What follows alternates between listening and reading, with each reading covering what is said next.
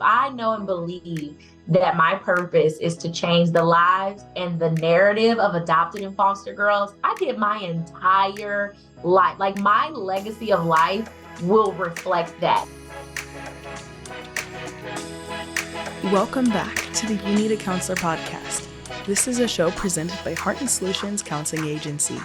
We release new episodes every Sunday at 5 p.m. Central and encourage you to batch up that laundry, put away the dishes, plan for the week ahead, or do any other task that might seem daunting while you give our show a listen. You might just be encouraged to call your therapist, connect with this week's guest, or seek out those services you've been considering for a while but haven't made the commitment to yet.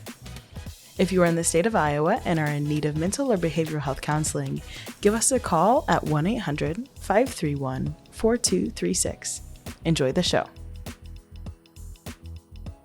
Hello, and welcome back to You Need a Counselor podcast. My name is Dr. Julie Johnson. I'm the president and founder here at Heart and Solutions in Iowa. So if you're looking for counseling services anywhere in Iowa, give us a call. And I'm Chrissa Hunt. I am one of our vice presidents at Heart and Solutions, in charge of our behavioral health department, where we work with children on behaviors.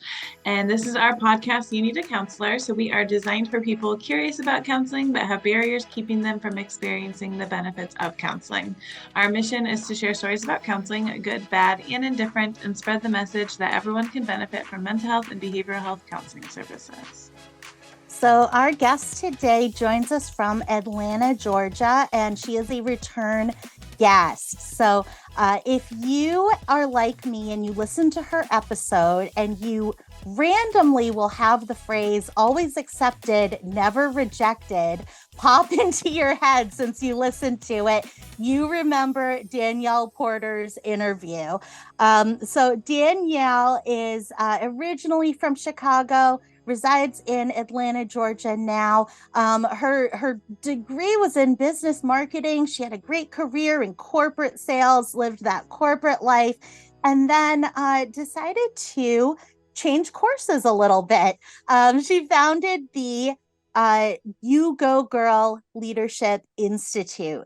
And this is a place where foster children, adopted children, but really any girl is given opportunities for growth, for leadership learning, for community, and for connection, and being able to gather and put together and build from those resources within their community. So we are very, very excited to have Danielle back here with us today. Welcome, Danielle. Thank you. I'm excited to be here. I'm grateful to be here. I said earlier, this is my Golden Girls moment that I can have today of self-care. So thanks for having me again, y'all. Thank you. Yes. So please remind anybody, what is You Go Girl Leadership Institute and what are some of the things that you do there? Yeah, so during the intro Dr. Julie shared, it actually, instead of I changed course, the courses kind of merged. So I'm still in corporate America and still for You Go Girl, but You Go Girl truly is a mission to change the narrative for adopted and foster girls. I think I shared before, and I think it still is apparent today, there is a perception that leads prior to someone getting to know the adopted, fostered, or kinship raised girl, and we want to support her story. So that is through equipping them with different education resources, giving them space to grow and have vocabulary for their stories, even for the community to just become more and more aware of girls that are just like everyone, but they just have something special with their story. So that's our mission. Can you explain what a kinship raised girl is? I've never heard that. Yes, absolutely. So one of my friends is actually a kinship girl, and she asked the same question, and I was like, basically, so a kinship girl is a young lady that was raised by family members or family friends that was not processed legally through the system of adoption or foster care. However, they were not raised by their biological parents.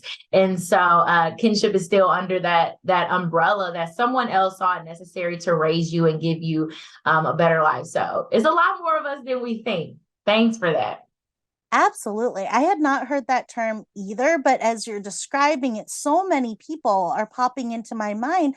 People that might not have described themselves as adopted or in foster placement, but people who are still maybe experiencing some of those similar experiences. So very cool. What a great way. And again, I mean, your mission is all about inclusivity and Yeah. education. And so, Yes. you just educated Chrissa and I as well on that. So I appreciate that. Thank you. Someone educated me. So it just goes. Wonderful. So, last time we talked, we didn't get to talk about, we talked a lot about your organization and the different programs you do. And we thought we got to have her back because we want to hear too about your personal story. And I Yeah. remember you were saying that one of the things that you had learned and were continuing to work on doing is when you tell your story, not editing your story for other people, Yeah. not trying to make other people feel comfortable by changing the narrative or editing the story or trying to explain yourself in the story, but really letting your story be exactly what it is, no matter who you're telling it to. And I just thought that Yeah. that was so powerful. And so we'd love to hear your experience and your story. Yes. So it's amazing. I'm getting chills that you asked that because since our last talk, you go girl, God has led me to a season of rest. And that has actually put you go girl on a pause for operation. And a part of not editing that, I felt the need to still explain to people what that was and why we're taking a break. But I'm just learning so much peace and grace that comes with rest. So that's one piece. I don't know, I felt the need to share that. But my personal story, so I was given my biological mother gave birth to me. And it's so amazing. I know this story now, but my mom was pregnant with me, her cousin.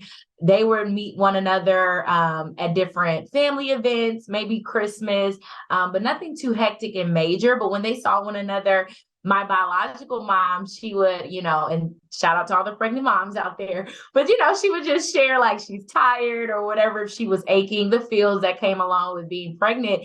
And she would always refer to me to her cousin at that time, your girl Danielle, your baby Danielle is putting so much work on me, has me tired. And her cousin at that time, she would always be like, take care of my baby, take care of my baby. And so they would just do that back and forth and like not thinking of anything of the future. And lo and behold, June 9th, 1994, came along, and my mom and her cousin, she got a phone call from Cook County Hospital and was like, hello, ma'am. We have a lady here, share my mom's name. And she says, you have a baby girl here. And my mom, she said she just jumped up, left the house, told her husband, I got to go pick up a girl, and just left.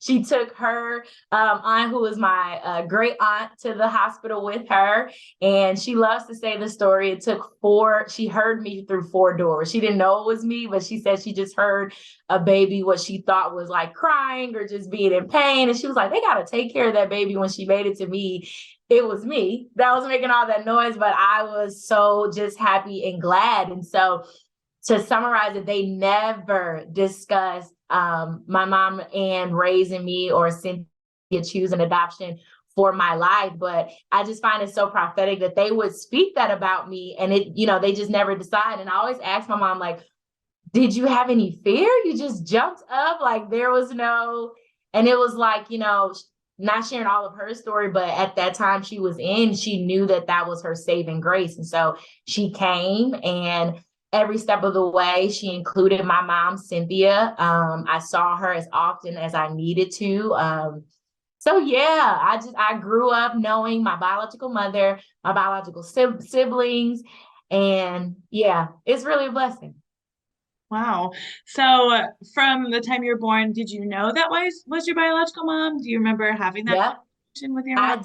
I do. And yeah, not to edit. So my mom that raised me, she would always speak of my mom in such a good way. Like, so I never perceive, and that's also why I believe I never perceive adoption to be something so negative. I just knew that this is my mom that raised me. This is what the plan that was chose for me. And I'm still around the people that chose it. So I didn't feel like I lost anything. I think once I became kind of like, maybe 6, 7. And, I had family members that just were not educated, family friends that were not educated. And they would, again, I think it made them uncomfortable. So they would want to dial out real mom versus the mom that did X, Y, and Z. But I'm so appreciative. Both of my moms never made me feel uncomfortable for loving each other freely in an open space in a family dynamic with extended family. And second, they never spoke badly about one another. So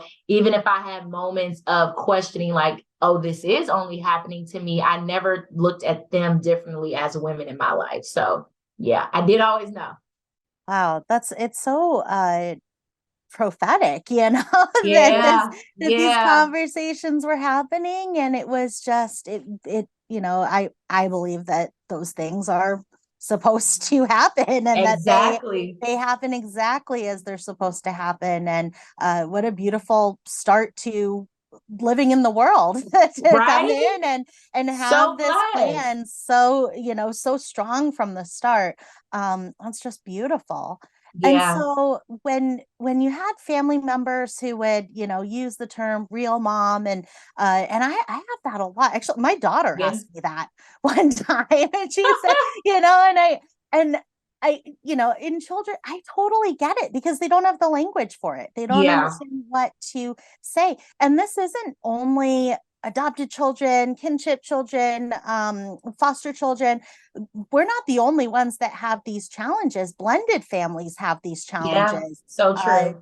where it's like, well, this is my stepmom, but in some ways that feels weird to even call a Yeah, stepmom because they are your mom, right? And so right, right. being able to have the language for that, and a lot of people don't have the language for that. Now you've referred to your bio mom, so you've said bio mom, you said adopted mom, or just mom. What are there other words that people can kind of try on and see how that feels? Yeah, I think you said, yeah, very much try it on. Now, I was raised by an old-fashioned Mississippi woman, so it was gonna be mom. It was gonna be for both of my moms. And I think in sharing my story, I make sure so people can understand who I'm speaking of when I say my mom that adopted me and my mom that birthed me. But to this day, if either call is mom. So I think, yeah, just try on mom or biological mom, or even if I've come around people that are just now meeting one another in this lifetime, try a first name, see how that goes. And I think that, at least for me, the level of endearment, if it will grow, it will, and that'll just flow out of you. But I think, yeah, I think just be open to not just the definition. This is my, biological. I think, let me say this, stay away from real and fake, because I think that just takes away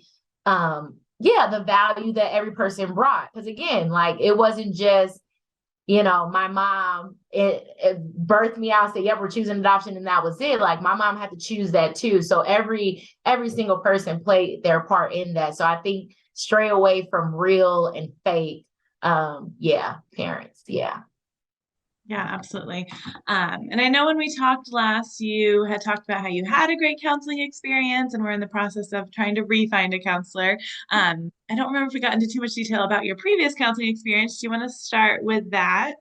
Yes, yes. So, like I mentioned earlier, a part of this resting journey, which I'm so grateful for, that included also getting a counselor. So, I did utilize my EAP, which is Employee Assistance Program, that my Mm. company offered for me. So it was a number of sessions that will be covered, and they also just gave us different resources, who to look for. And I shared before, I love to filter. I wanted a Black counselor counselor, that could understand my experiences that were unique to me, and also one that understood that my belief in God was something is a priority for me as well. And so I searched and I found, and I'm happy to say I have a counselor. Now I haven't talked to her in about a couple of weeks, but we're going to get there. But I definitely have been in my sessions with my counselor, and it's been, I don't know if you guys were going to go into this, but it's been before even, I guess, the work of what I have to work on in therapy has came through. I think it's been a work to just get comfortable with a therapist, or with this new avenue that I'm walking on to receive help. One, to, not expect an answer in every session, or not expect that there is a perfect answer. I think that part has been the most work before we even get to whatever other work. So, but I'm grateful for it. I'm very grateful for it. Congratulations. Thank I mean, you. really, congratulations. It is a challenging process. Yes. It can be an emotionally draining process. It can be a time-consuming process. Yes. And what you have done is you've taken the time. Nobody has the time to do this stuff.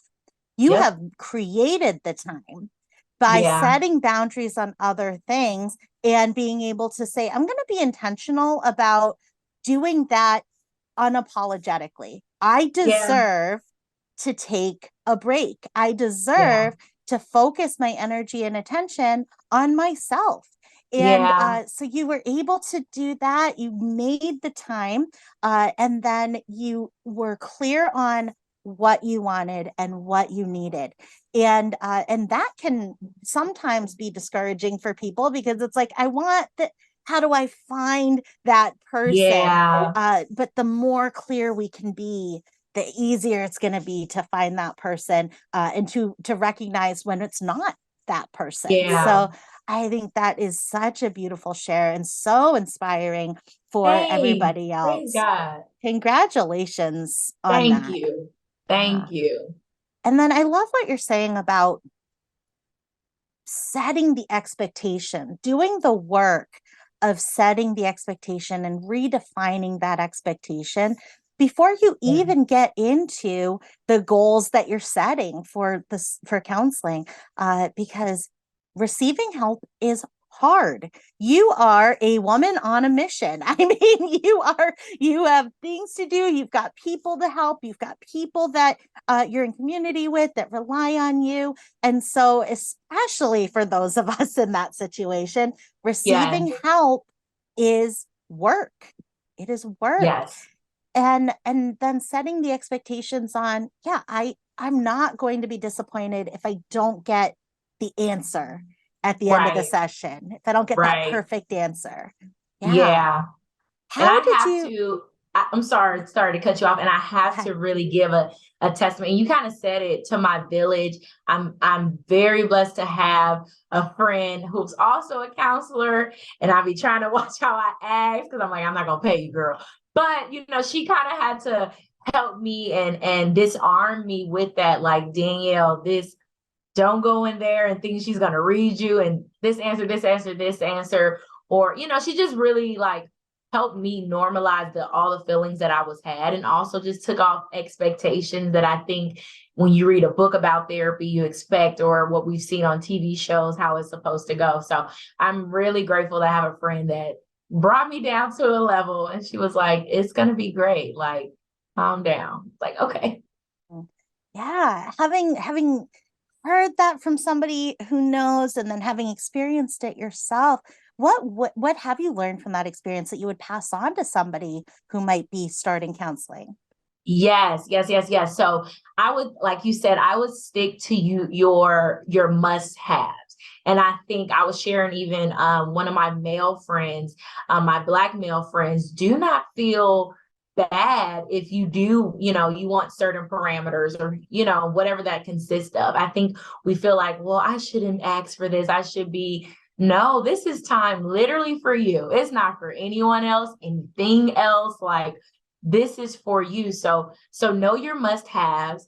And I think maybe it's a catch-22. Bring whatever you're feeling at that moment of the session to the table, but be encouraged that you have the whole table. Like, if this is going well with you and your therapist, there are going to be sessions after sessions. And I think for me, what that has helped me to, even like in between our sessions, if she did not like give me homework or feedback to think through, wow, I have something I can be chewing on. Like, if I didn't get a moment to bring that up in that session, or like you said, it became a little emotionally drained, like, this is an opportunity that I can think through this, that I can write through this.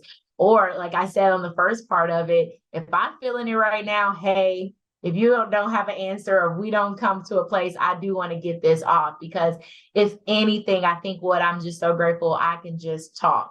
I can just talk. So yeah, I share that for sure. So you mentioned these specific things you were looking for in a counselor. How was that process of finding that counselor? Did you have to meet with a few first, or was the one that you met with the one that you kept going to? Yeah, so I'm one of those, and yeah, I get discouraged after keep looking and trying, and I'm like, so I'm not gonna lie, I did like research. I set up my filters, and then I saw the availability, and I'm not gonna lie, I just prayed and said, Lord, if it's her, let it be her. And honestly, yeah, and I just stuck with her, and I kept going with her. And I mean, that even included like her age. Like, I personally, that's why I said the Golden Girls reference. You guys are not definitely Golden Girls, let me say that. But I enjoy like I enjoy receiving from mature women. Like, I like that does my vessel well. So, and she didn't shy from that in her experiences. And so yeah, I stuck with her. I stuck with her. And so when you set your filters, were you using Psychology Today or were you using a different search? Yes. So again, my job, since they offered the EAPs, it also came with the resource Spring Health. So with Spring Health, you can even, and this was also important for me on top of what I've already stated, I wanted a counselor that also took my insurance once the EAP classes had passed and was no longer covered. So Spring Health was very easy. And I love about Spring Health, maybe it's every quarter, maybe every other month, they check in just to see how you are doing and where you are. And I believe I have to update, make sure, but I believe they were able to give even more resources, say if I didn't have a not so good experience. So I enjoy Spring Health a lot. Yes, yes. Wonderful. Absolutely. Yeah, that EAP service is so beneficial, and EAPs are Yes, so underutilized. agreed. I mean, it's one of those things sometimes that you hear about at orientation and then it just never, it's Yep, like you just yep, don't. And so I love talking about EAPs because they are so useful. And I love yeah, that you pointed out, ask for somebody who accepts your insurance, because when those yes, 3 or 6 or however many sessions you have, you want to be able to keep going. I yep, made that mistake actually when last year I started with counsel, loved her, and yes, she didn't accept my insurance. And so, yes, asking beforehand is such a great tip.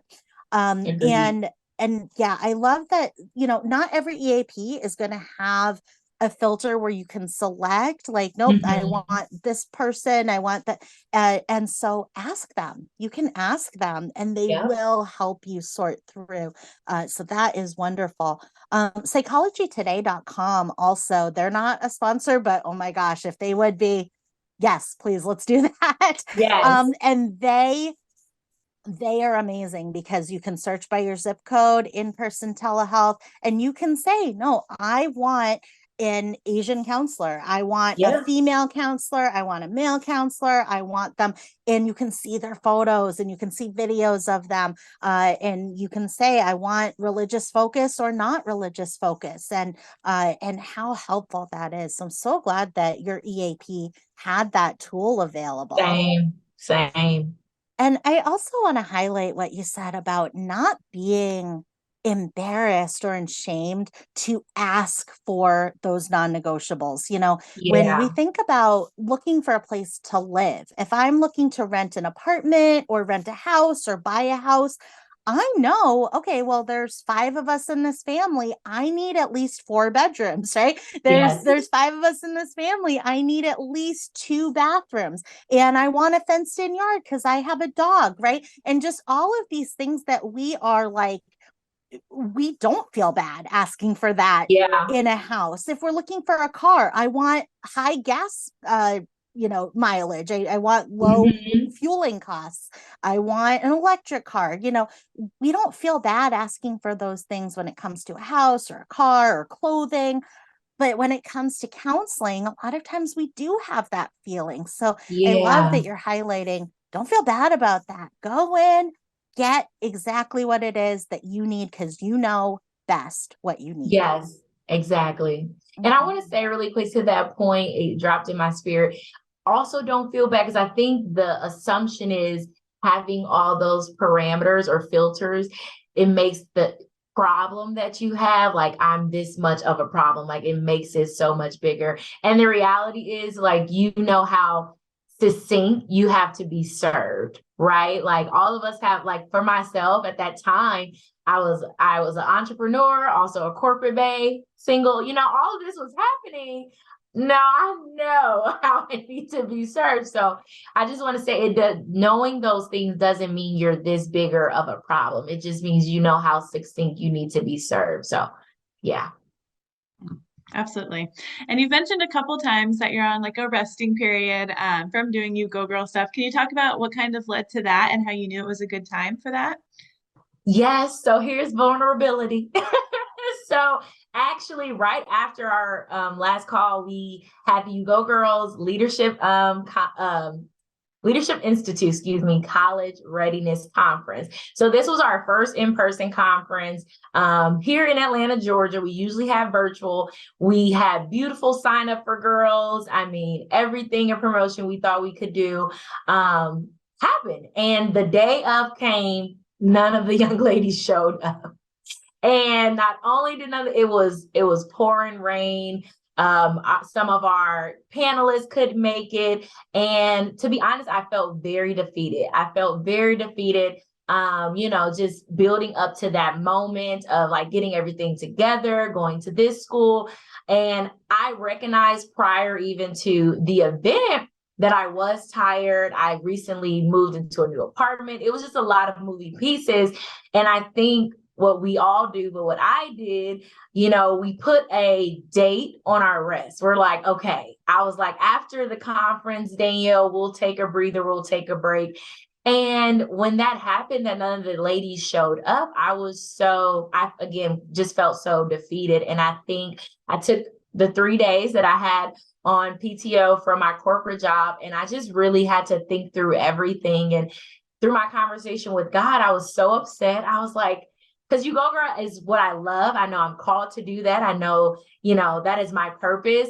But as a believer, it was almost like, now, God, if you said this is what's supposed to happen, that's not what occurred. And so I think the word that I said to him was like, God, this really hurts. And he said, it hurts because you're not allowing me to heal you. And from that moment, I went to my team and I was like, because I recognized not only Danielle was tired, they were tired.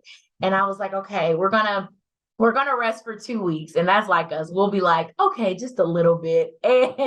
But during that time, we became each other's counselors, and we had prayer calls and we had Bible studies and just checking in to see where one another was outside of You Go Girl and everything else.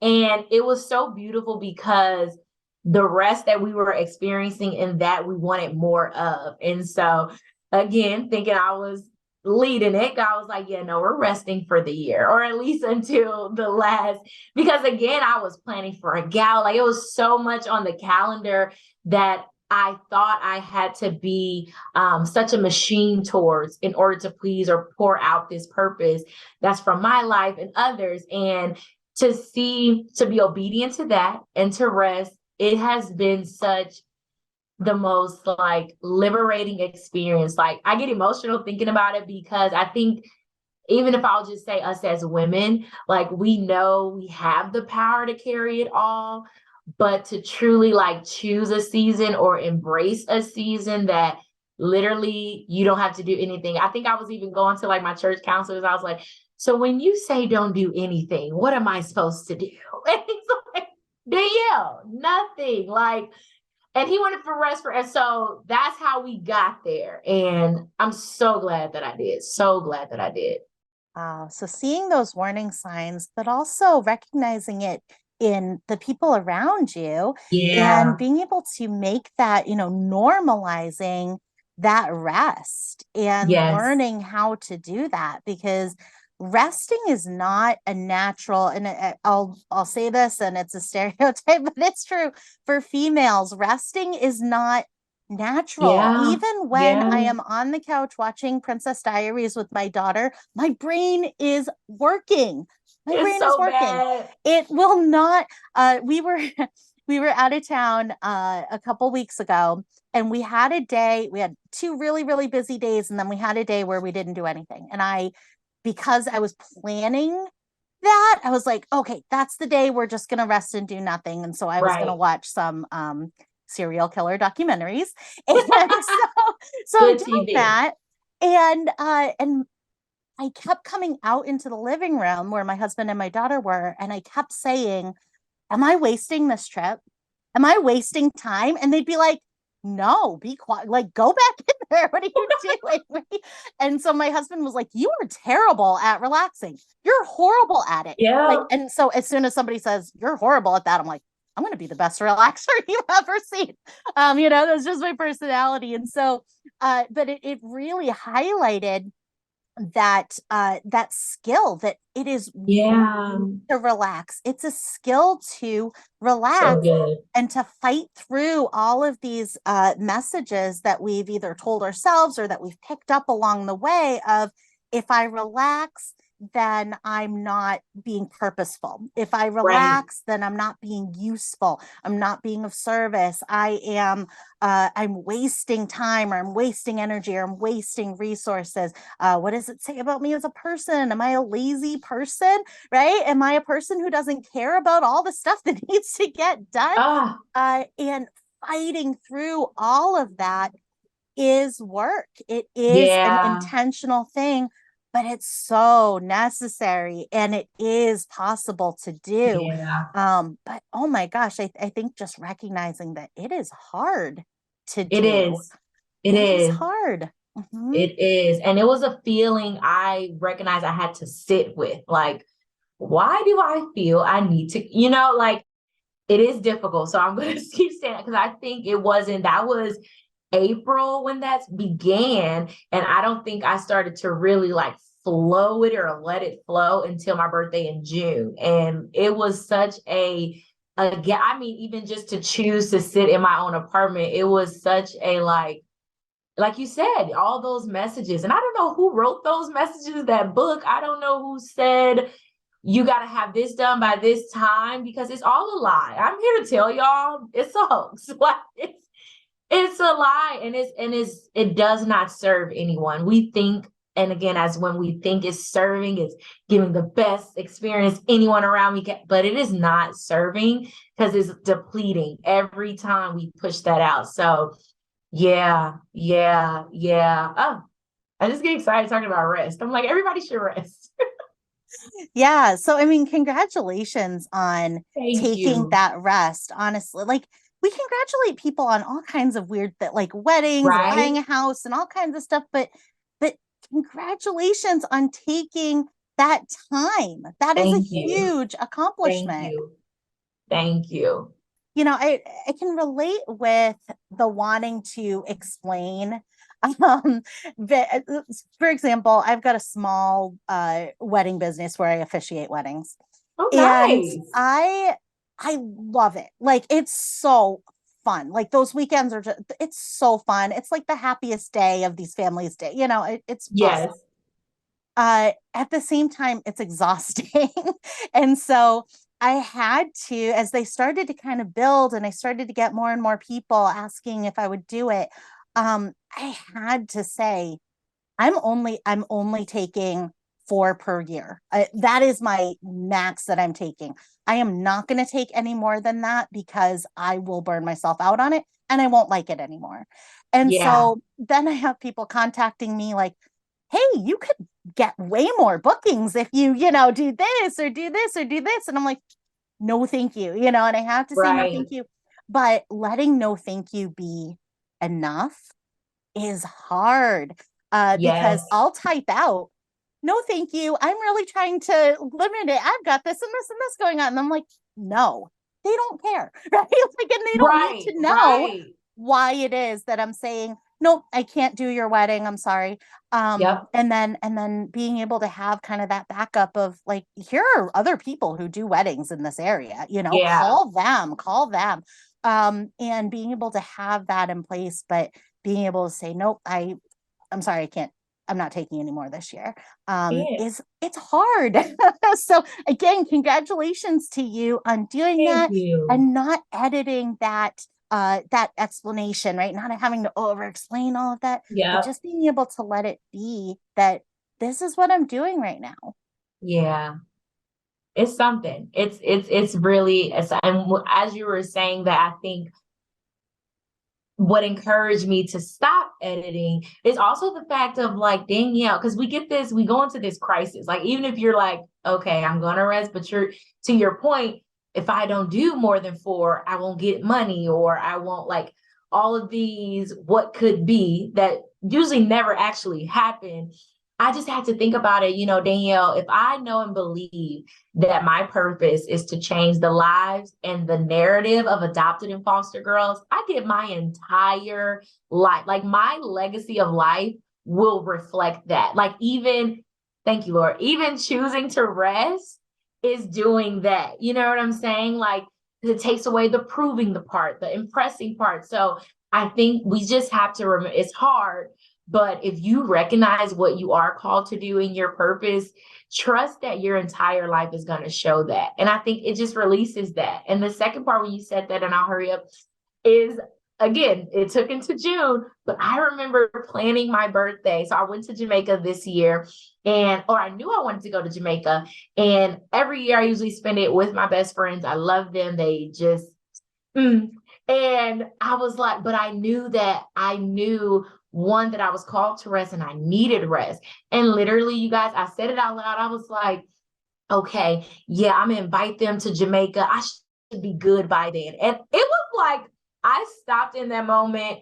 Why are you giving a new checkpoint to when you'll be okay, just to be around us, like, and these are people I love, but it was like, why, Danielle, if that is where you are, my love, that is where you are. And to your point of not having to explain, like, I was like, hey, I'm going to Jamaica solo. And when I tell you the most beautiful, purest time I've had, like that, like, now I'm going to make sure I do solo trips every year. But it was just it's just, again, another release that was off. Like, no, I'm enjoying it here. And I was still able to fill my cup. And the next weekend, my friends came for a pool party and it just still worked out. But yeah, if I implore us women, like, if you feel selfish, feel it. Just be selfish, because it's so much. I just think I'm a better woman. And I think I know I'm loving myself better. So yeah, just want to say that. Yes, I love that. And when we do things like that, how many of our friends that we don't invite are like, oh, good, right? Like, yes, that Yeah, would be yeah, fun, but like, oh my gosh, okay, that's like $3,000 they right, don't have to spend, and right. like how many of our friends are like, oh, thank you. Um, No, serious. yeah. And then too, I think that because your mission with You Go Girl, you're working with young women who have had attachment wounding in a lot of Yeah. situations. And on this podcast, we've talked fairly recently a lot about attachment styles that develop when we are children and how those attachment styles start. And so a lot of times we'll either see when there's an attachment wounding happening in childhood or early childhood, we'll see a disorganized attachment style or we'll see an insecure attachment style. And for Mm, those of us with an insecure attachment style, we need, because we want the connection, and we right. have associated that I need to do things to earn that connection because I Ooh, don't feel secure in it. I feel insecure. And when I do something for somebody, like a favor or I feel more secure because I've done something. yeah. And so when we've got that, and so you're working with these young women who likely have that insecure attachment style, or some part of it. And so for you to model for that entire community, I don't have to do these things to be worthy. I am Wow. worthy when I am at home alone in my apartment. I am worthy Yeah. when I am taking a walk at 2 o'clock in the afternoon. When you're modeling that for your entire You Go Girl community, uh, Yeah. and letting them see that no, Danielle is no less worthy of community, no less worthy of connection, Yeah. even if she's not doing things all the time. And that's beautiful for those young girls to see. Thank you. Thank you. You just blessed me. I received that. Thank you. That was good. Wonderful. So we've got your quote here too. And it's by Maya Angelou, who, oh my gosh, I just love. I feel like we have very similar taste in, we were talking I about was your. gonna say we have to link up on the sidebar, but yes. And so we've got this quote from Maya Angelou, and it goes like this: I've learned that people will forget what you said. People will forget what you did, but people will never forget how you made them feel. And that is so beautiful. And Danielle, what does Yeah. this quote mean for you in your life? It is for me, I think it explains so much where insecure Danielle meets impactful Danielle. And I think when I first saw, I think I knew those feelings of like, man, they forgot that I said thank you, or man, they forgot it was 2 a.m. and I went to go pick them up. Like that occurred, and I would get so frustrated that like I'm this type of person. And it was when I was serving with City Year Dallas, and I saw that quote, and it just stuck with me. And I think again, it just encourages me like, Danielle, there are going to be things, everybody's not going to remember the big old party you threw or you in your mind going, because again, that's us. But they may forget because we're humans. They may forget what you said. They may forget what you know, did for them, but there are never, and thank you, it has always came back to me how I made someone feel. Like, Danielle, you have always been considerate of me, or just compliments that go far beyond that's a cute blouse is really has imparted on me. And I think, and I know in remembering that I am impactful, like insecurities of man, they didn't remember what I said or did will just fade away. And it also keeps me in the aspect of keeping my character true, because I think, naturally someone forgetting the goodwill you've done towards them can hurt your feelings, and you can feel like changing who you are. But it also, that quote reminds me to stay genuine in how I treat others, because they're going to remember that. So yes, I miss Maya Angelou, love her, love that quote. I love that. Great. Well, if you could give a suggestion to somebody on the fence about starting counseling, what would that be? Go.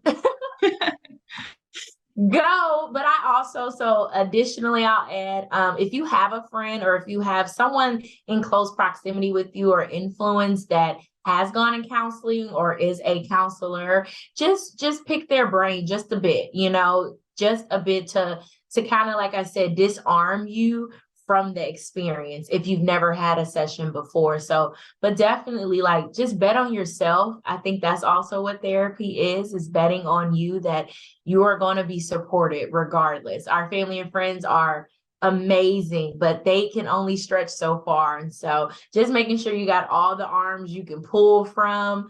We got a hairstylist, it's that pull from a therapist too. Everybody got you.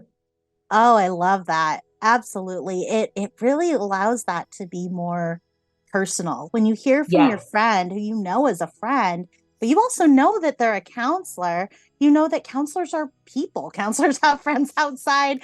Counselors have people they Strange. know from church, right? They're just people. Right. And they're just, additional people who want to help you. So I think Yeah. that's such great advice. And thank you for all the inspiration and sharing your story with us. Thank That is y'all. a beautiful, beautiful story.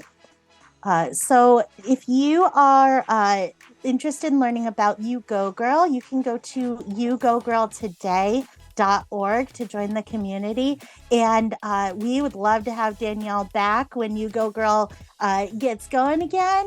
And Yes. but I just have to say, what inspirational role modeling it is to take that year off, to take that time off. That is one of the hardest things that a high overachiever can do. It is one of the absolute hardest things, and it's very, very inspiring that you're doing it. It's not easy, but you're doing it, and you're doing it successfully. Thank you so much for sharing that with us. Thank you.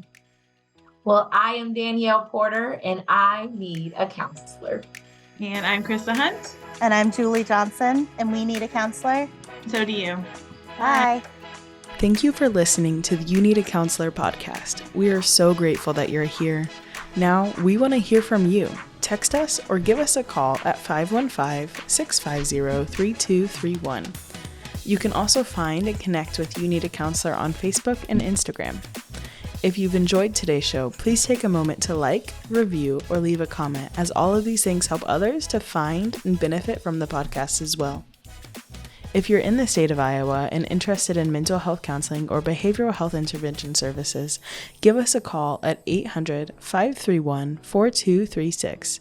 And if you're a provider seeking play therapy CEUs, you can find us on patreon.com/youneedatraining.